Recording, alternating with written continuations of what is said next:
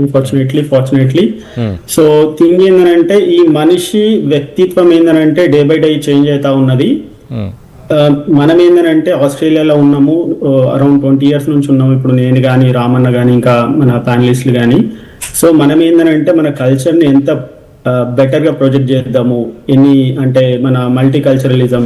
ఇప్పుడు మనకు ఆస్ట్రేలియన్స్ కానీ లేకపోతే వేరే కంట్రీస్ నుంచి యూరోప్ నుంచి వచ్చిన వాళ్ళు కానీ అందరినీ కలుపుకొని మన బ్యూటిఫుల్ కల్చర్ని ప్రమోట్ చేస్తా పోతున్నాం. ఇట్లాంటి వాళ్ళు వచ్చేసేసి ఈ కల్చర్ని మనం ఇక్కడనే ఆపకుండా మన నెక్స్ట్ జనరేషన్ కూడా పాస్ చేస్తూ ఉన్నాం. మన పిల్లలకి కానీ మన దేవి దేవతల గురించి కానీ వెరీ గుడ్ వేలో అందరూ అడాప్ట్ చేసుకునే పరిస్థితి ఉన్నది. ఇప్పుడు ఇట్లాంటి వాళ్ళు వచ్చేసేసి ఇట్లాంటి పిచ్చి పిచ్చి కామెంట్లు పెట్టిన తర్వాత ఏమవుతుంది అని అంటే మనం దీన్ని యాక్సెప్ట్ చేయకూడదు.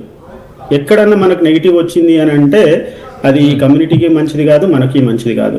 సో అట్లా అని చెప్పేసి రామన్న కానీ మనం అందరం కలిసి కానీ ఏంటంటే ఈ మనిషి బ్లాగ్స్ చేస్తూ ఉన్నాడు, ఏదో చేస్తూ ఉన్నాడు, అసలు ఈ మనిషి అసలు ఉన్నాడని కూడా నాకు తెలియదు.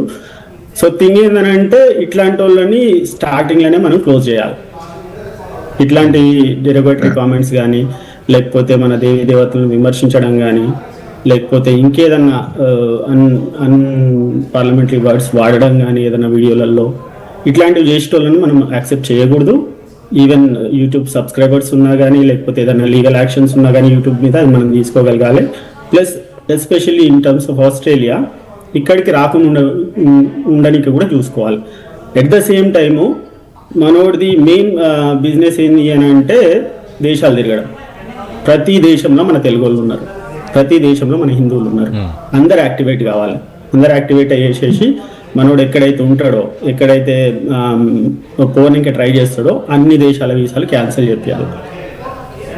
అది మన అల్టిమేట్ గోలు. ఓకే. సో ఈ మనిషిని అయితే రిస్ట్రిక్ట్ చేయాల్సిన అవసరం అయితే ఉన్నది. ఇట్లాంటి వాళ్ళని మనం మళ్ళీ పుట్టనివ్వము. అయితే విజయ్ గారు మీరు అక్కడ లోకల్ ఎంపీని కలిసారా? ఆయనకు వినతి పత్రం ఇచ్చిన తర్వాత ఆయన ఏమన్నారు? రెస్ట్రిక్షన్స్ తీసుకొస్తామని చెప్పారా? దీని గురించి ఏం చెప్పారు? ఇది పార్ట్ ఆఫ్ ది ప్రాసెస్ అండి.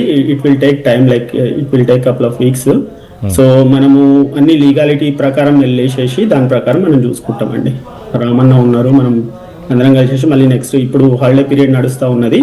నెక్స్ట్ వీక్ మనం ఇంకోసారి పోయి కలిసి ఇమిగ్రేషన్ మినిస్టర్ దగ్గర కానీ లేకపోతే మన మెల్బోర్న్ హై కమిషన్ దగ్గర కానీ ఇండియన్ హై కమిషన్ దగ్గర కానీ మాట్లాడేసేసి ఇట్లాంటివి ఇక్కడికి తీసుకురాకూడదు అనేది మా ముఖ్యమైన ఉద్దేశం.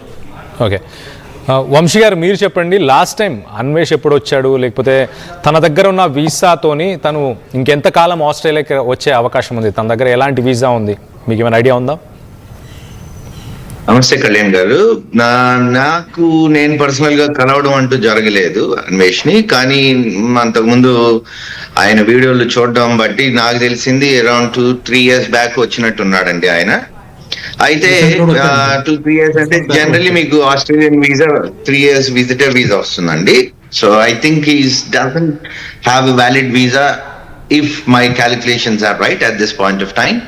బట్ హౌఎవర్ మేము ఇందాక రామ్ గారు అంటున్నట్టు we are taking it legally. We already approach the police and they have advise to reach out the immigration authorities. And in the process లో మేము రేపు కలవబోతున్నాం కూడా ఇమిగ్రేషన్ మినిస్టర్ ని. సో వాళ్ళకి మా మెమోని కూడా అందజేయడం జరుగుతుంది. దాన్ని బట్టి వాళ్ళు ఎలా ఫర్దర్ యాక్షన్ తీసుకోవాలి, లేదా ఇప్పుడు వీసా కనుక వ్యాలిడ్ లేదు అని కనుక మనకి ధృవీకరించినట్లయితే తదుపరి మళ్ళీ వీసా రాకుండా మేము యాక్షన్ తీసుకోవడానికి మెమో ఇవ్వడం జరుగుతుందండి.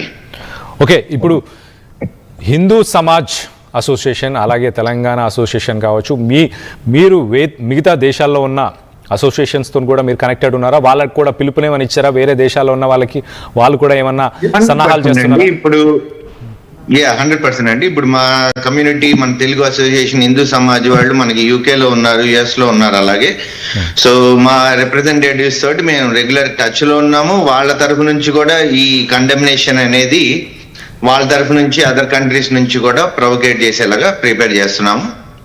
సో మెయిన్ మా ఉద్దేశం ఏంటంటే అండి, it's again the viewers description is very important Kalyan గారు. ఇందులో మీరు కనుక ఇతని వీడియోలు కనుక అబ్జర్వ్ చేసినట్లయితే ఇప్పటి నుంచి అని కాదండి, ముందు నుంచి అన్పార్లమెంటరీ లాంగ్వేజ్ అక్కడో ఎక్కడో ఎంతో వాడుతూ ఉండేవాడు. బట్ ఈవెన్చువలీ అపాన్ మీరు మొన్న చూసినట్లయితే ఈ బెట్టింగ్ యాప్స్ ఇష్యూ మీద కానీ అతను కొంచెం చేసిన క్యాంపెయినింగ్ కానివ్వండి, దాంతో మన కమిషనర్, తెలంగాణ కమిషనర్ గారు సజ్జనార్ గారు కూడా మాట్లాడడం జరిగింది.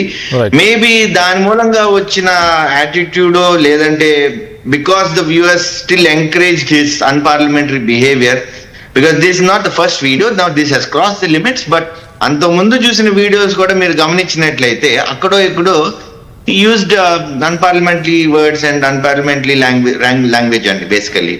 So it's again the viewers discretion. It's like you encourage, you cut down the wrong things from the beginning, that will not grow bigger. So ఇప్పుడు ఎట్లా అంటే ఏంటంటే మనం వ్యూవర్స్ ఎంకరేజ్ చేసాము. Obviously it was initially entertaining, because ఇదివరకు హాస్యం అనేది వేరేలా ఉండేదండి. ఇప్పుడు హాస్యం కొంచెం అన్పార్లమెంటరీ, సో సెకండ్ గ్రేడ్ ఇదే అయిపోయింది. సో దాని మూలంగా ఏంటంటే అతనికి ఒక అవకాశం ఇచ్చినట్టు, అంటే నేను ఇంత ముందు మాట్లాడా కదా, ఇప్పుడు మాట్లాడడంలో తప్పు లేదు అన్న ఒక ఆలోచన విధానం ఏర్పడి ఉండొచ్చు. సో ఆయన మెంటల్ స్టేట్ ఎట్లా అయిందంటే, నేను ఏది మాట్లాడినా ఈ పరిస్థితుల్లో నేను ఆల్రెడీ ఫేమస్ అయి ఉన్నాను, ప్లస్ నేను ఇంత ముందు చేసిన క్యాంపెయిన్ లోను కొంతమందికి అగేన్స్ట్ గా మాట్లాడాను, ఇప్పుడు మాట్లాడినా తప్పే ఉందిలే అనుకున్నాడు. కానీ ఐ డోంట్ థింక్ ఇప్పుడు వచ్చిన రిపల్షన్స్ అతనికి ముందు వచ్చినట్టు లేవు. But I think this is where he learns his lesson and we are trying hard to make sure మా తరఫు నుంచి మేమైతే చేయగలమో అది చేద్దామని ప్రయత్నిస్తున్నాం అండి. రైట్.